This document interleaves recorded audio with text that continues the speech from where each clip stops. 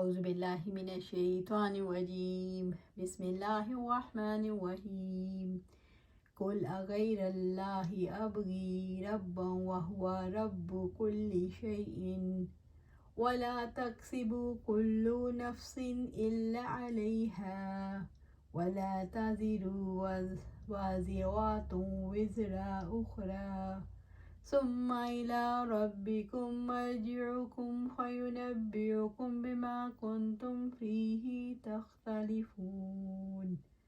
آپ کہہ دیں کیا میں اللہ تعالیٰ کے سوا کوئی اور رب تلاش کروں، حالانکہ وہی ہر چیز کا رب ہے، اور کوئی جان نہیں کماتی گناہ مگر اسی پر ہے وبال، اور کوئی بوجھ اٹھانے والی کسی دوسرے کا بوجھ نہ اٹھائے گی، پھر تمہارے رب کی طرف ہی تمہارا لوٹنا ہے، چنانچہ وہ تمہیں اس کے بارے میں بتائے گا جس میں تم اختلاف کرتے تھے۔ سورۃ الانعام آیا 164۔ کل اغیر اللہ، اللہ تعالیٰ نے اپنے نبی صلی اللہ علیہ وسلم کو حکم دیا کہ آپ صلی اللہ علیہ وسلم کہہ دیں اغیر اللہ، کیا میں غیر اللہ میں سے یعنی اللہ تعالیٰ کی مخلوق میں سے ابغی ربن میں کوئی رب تلاش کروں، کیا مجھے یہ زیب دیتا ہے کہ میں اللہ تعالیٰ کے سوا کسی کو رب بنا لوں؟ وَهُوَ رَبُّ كُلِّ شَيْءٍ، حالانکہ وہی ہر چیز کا رب ہے، حالانکہ اللہ تعالیٰ ہر چیز کا رب ہے، جو اس کی عبادت کرتے ہیں اور جو عبادت نہیں کرتے سب کا رب ہے۔ اس نے فرشتوں کو، مسیح علیہ السلام کو، سورج، چاند، ستاروں اور تمام بتوں کو پیدا کیا، جیسا کہ اس نے فرمایا واللہ خلقکم وما تعملون، حالانکہ اللہ تعالیٰ نے تمہیں پیدا کیا اور اس کو جو تم عمل کرتے ہو۔ سورۃ صافات آیا 96۔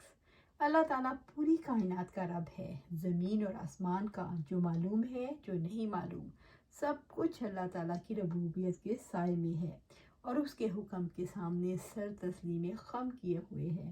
اس لیے تمام انسانوں پر واجب ہے کہ وہ اللہ تعالیٰ کو اپنا رب تسلیم کریں اور اس پر راضی رہیں اور اس کے ساتھ کسی کو اپنا رب نہ بنائیں۔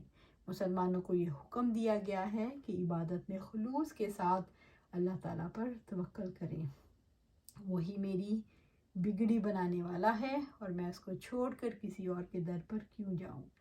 رب العزت نے توکل اور عبادت کو بہت مقامات پر اکٹھے ذکر فرمایا۔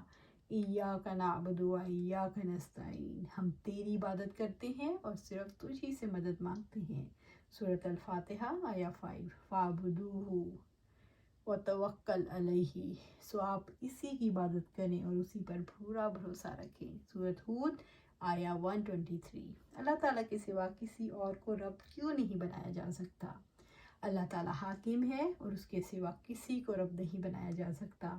اللہ تعالیٰ نگہبان ہے، اللہ تعالیٰ رہنما ہے، اللہ تعالیٰ حساب لینے والا ہے، اللہ تعالیٰ کی قبضہ قدرت میں پوری کائنات ہے۔ اللہ تعالیٰ کے سوا کسی اور کو رب کیسے بنایا جا سکتا ہے؟ ہم اللہ تعالیٰ کے نظام ربوبیت میں بندھے ہوئے ہیں۔ وَلَا تَكْسِبُ كُلُّ نَفْسٍ إِلَّا عَلَيْهَا، اور کوئی جان نہیں کماتی گناہ مگر اسی پر وبال۔ ہر شخص کا معاملہ اس کا ذاتی معاملہ بھی، اجر بھی اور اس کی جزا بھی۔ ہر شخص اپنے اعمال کا خود ذمہ دار ہے، ہر شخص اپنا بوجھ خود اٹھائے گا، یہ اللہ تعالیٰ کا عدل ہے۔ ہشام بن عروہ اپنے والد سے روایت کرتے ہیں کہ میں نے سیدہ عائشہ رضی اللہ تعالیٰ عنہ سے ولد زنا کے بارے میں پوچھا تو انہوں نے کہا اس پر اس کے والدین کے گناہ کا کچھ بھی بوجھ نہیں، اور فرمایا وَلَا تَزِرُ وَازِرَةٌ وِزْرَ أُخْرَى۔ سبحان اللہ، سبحان اللہ۔ وَلَا تَزِرُ وِزْرَةٌ وِزْرَ أُخْرَى، اور کوئی بوجھ اٹھانے والی کسی دوسرے کا بوجھ نہ اٹھائے گی۔ وَلَا تَزِرُ وَازِرَةٌ، ہر شخص اپنے کیا کا خود ذمہ دار ہے، کوئی بوجھ اٹھانے والا کسی دوسرے کا بوجھ نہیں اٹھائے گا۔ وزر اخرى، کوئی شخص نہ کسی کے انعام میں شریک ہو سکتا ہے نہ سزا میں۔ اگر کوئی شخص کسی کی گمراہی کا سبب بنا تو اسے سبب بننے کا بوجھ اٹھانا ہوگا اور گناہ کرنے والے کے بوجھ میں کمی نہیں ہوگی۔ ہر شخص جو خیر اور شر کے اعمال انجام دیتا ہے اس کی جزا اور سزا اس کے لیے ہے۔ رب العزت نے فرمایا لہا ما قصبت وعلیہا ما اکتسبت، اس کے لیے ہے جو اس نے نیکی کمائی اور اس پر ہے جو اس نے برائی کمائی۔ سورۃ بقرہ آیا 286۔ من عمل صالحا فلنفسہ ومن اساء فعلیہا وما ربک بظلام للعبید، جس نے نیک عمل کیا تو اس کے اپنے ہی لیے ہے، اور جس نے برائی کی سو اسی پر ہے، اور آپ کا رب اپنے بندوں پر ہرگز ظلم نہیں کرنے والا۔ سورۃ حامیم سجدہ آیا 46۔ ثم إلی ربکم مرجعکم فینبئکم بما کنتم فیہ تختلفون، پھر تمہارے رب کی طرف ہی تمہارا لوٹنا ہے، چنانچہ وہ تمہیں اس کے بارے میں بتائے گا جس میں تم اختلاف کرتے تھے۔ یعنی قیامت کے دن ہر شخص لوٹ کر اپنے رب کے پاس جائے گا، اللہ تعالیٰ ہر ایک سے اس کی نیتوں کے مطابق حساب لے گا، پھر وہ خیر و شر کے بارے میں تمہارے اختلافات سے تمہیں آگاہ کر دے گا اور تمہیں اس کی پوری جزا دے گا۔ وَهُوَ الَّذِي جَعَلَكُمْ خَلَائِفَ الْأَرْضِ وَرَفَعَ بَعْضَكُمْ فَوْقَ بَعْضٍ دَرَجَاتٍ لِيَبْلُوَكُمْ فِيمَا آتَاكُمْ إِنَّ رَبَّكَ سَرِيعُ الْعِقَابِ وَإِنَّهُ لَغَفُورٌ رَحِيمٌ، اور وہی ہے جس نے تمہیں زمین میں جانشین بنایا اور تم میں بعض کو بعض پر درجات میں رتبہ دیا تاکہ وہ ان چیزوں میں تمہیں آزمائے جو اس نے تمہیں عطا کی ہیں۔ بے شک آپ کا رب بہت جلد سزا دینے والا ہے، اور بلا شبہ وہ یقیناً بے حد بخشنے والا نہایت رحم والا ہے۔ سورۃ الانعام آیا 165۔ یعنی تم ایک دوسرے کے جانشین بنتے ہو۔ اللہ تعالیٰ نے تمہیں زمین میں جانشین بنایا اور زمین کی تمام موجودات کو تمہارے لیے مسخر کر کے تمہیں آزمایا کہ وہ دیکھے تم کیسے عمل کرتے ہو۔ دنیا میں ایک قوم ہٹا دی جاتی ہے تو اس کی جگہ دوسری قوم جگہ لے لیتی ہے اور سارے وسائل پر قبضہ کر لیتی ہے۔ یہ واقعہ یاد دلاتا ہے کہ کسی کا اقتدار دائمی نہیں۔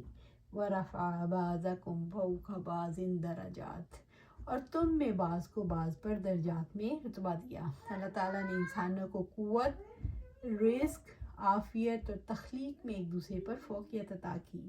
رب العزت نے فرمایا انظر کیف فضلنا بعضهم علی بعض، دیکھو کیسے ہم نے ان میں سے بعض کو بعض پر فضیلت دی۔ بنی اسرائیل، سورۃ بنی اسرائیل آیا 21۔ ابو ہریرہ رضی اللہ تعالیٰ عنہ بیان کرتے ہیں کہ آپ صلی اللہ علیہ وآلہ وسلم نے فرمایا جب تم میں سے کوئی شخص ایسے شخص کو دیکھے جو مال اور شکل و صورت میں اس سے بڑھ کر ہے تو اس کو بھی دیکھ لے جو اس سے کم ہے۔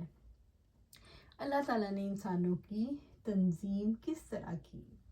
اللہ تعالیٰ نے کسی کو بلند درجات دیے اور کسی کو ماتحت بنایا۔ اللہ تعالیٰ نے کسی کو طاقتور بنایا اور کسی کو کمزور۔ اللہ تعالیٰ نے کسی کو مالدار بنایا اور کسی کو غریب۔ اللہ تعالیٰ نے کسی کو عقل مند بنایا اور کسی کو نادان۔ لیبلوکم فیما آتاکم، تاکہ وہ ان چیزوں میں تمہیں آزمائے جو اس نے تمہیں عطا کی ہیں۔ انسانوں کو ایک دوسرے پر فضیلت دینے کی غرض یہ ہے کہ خوشحال کا شکر اور بدحال اور کثیر العیال کا صبر معلوم ہو جائے۔ فراخی اور تنگی ہر حال میں آزمائش ہے۔ رحمت العالمین صلی اللہ علیہ وآلہ وسلم نے فرمایا یاد رکھو دنیا میٹھی اور سرسبز و شاداب ہے، اور یہ بھی یاد رکھو اللہ تعالیٰ تمہیں اس میں صاحب اختیار بنا کر دیکھے گا تمہارا طرز عمل کیا ہے، لہٰذا تمہیں دنیا میں پھونک پھونک کر قدم رکھنا ہے اور عورتوں سے کافی محتاط رہنا چاہیے۔ اسرائیلیوں میں پہلا فتنہ عورتوں ہی کی وجہ سے ہوا۔ رب العزت کا فرمان ہے الذی خلق الموت والحیات لیبلوکم ایکم احسن عملا، وہ ذات جس نے موت اور زندگی کو پیدا کیا تاکہ وہ تمہیں آزمائے تم میں سے کون عمل میں زیادہ اچھا ہے۔ سورۃ الملک آیا 2۔ اللہ تعالیٰ نے درجات کا فرق کیوں رکھا؟ ان چیزوں کا امتحان لینے کے لیے جو اللہ تعالیٰ نے انسان کو عطا کی ہیں۔ انسان کے اندر سرکشی کیوں پیدا ہوتی ہے؟ انسان دنیا کی چیزوں کو اللہ کا انعام سمجھ لیتا ہے، حالانکہ جو کچھ انسان کو ملا ہے وہ آزمائش کے طور پر ہے۔ دنیا کی چیزوں کو انعام سمجھنے سے انسان کے اندر فرق پیدا ہوتا ہے، جس کی وجہ سے وہ ڈھیٹ ہو جاتا ہے۔ دنیا کی چیزوں کو انعام سمجھنے کی وجہ سے انسان ڈھیٹ ہو جاتا ہے۔ دنیا کی چیزوں کو آزمائش سمجھنے سے انسان میں کیا تبدیلی آتی ہے؟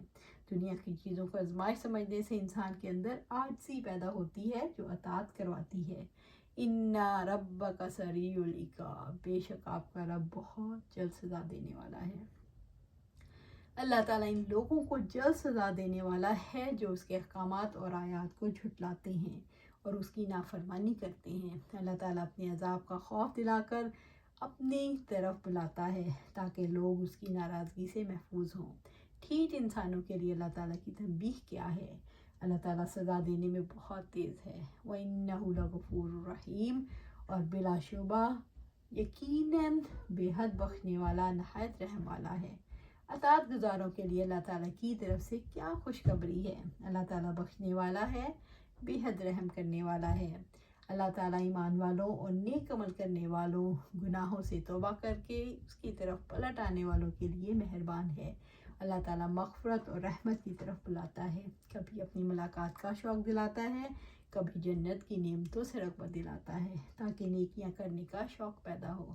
نبی صلی اللہ علیہ وسلم نے فرمایا، اگر مومن کو اللہ تعالیٰ کے عذابوں کا پورا علم ہو جائے تو کوئی جنت کا طالب نہ ہو، اور اگر کافر کو اس کی رحمت کا پورا علم ہو جائے تو کوئی جنت سے نا امید نہ ہو۔ اللہ تعالیٰ نے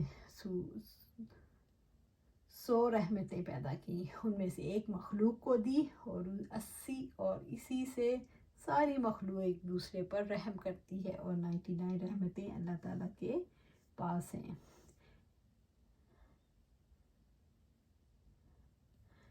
اللہ سبحانہ تعالیٰ سے دعا ہے کہ جو ہم نے پڑھا ہے اس پر عمل کرنے کی توفیق عطا فرمائے۔ یہیں پر ہماری سورت آل عمران کا اختتام ہو گیا۔ انشاءاللہ آگے پھر نئی سورت کے ساتھ کل پھر دوبارہ شروع کریں گے انشاءاللہ۔ اللہ سبحانہ تعالیٰ سے دعا ہے جو ہم نے پڑھا ہے اس کا جو صحیح پڑھا ہے وہ آپ کی طرف سے، جو غلطی ہوئی ہے وہ معاف فرما دے، وہ میری اور میرے نفس کی طرف سے اور شیطان کی طرف سے ہے۔ اللہ سبحانہ تعالیٰ سے دعا ہے جو ہم نے پڑھا ہے اس پر عمل کریں۔ اللہ سبحانہ تعالیٰ ہمیں عمل کی توفیق عطا فرما اور قرآن و سنت پر چلنے کی استقامت عطا فرما۔ آمین یا رب العالمین۔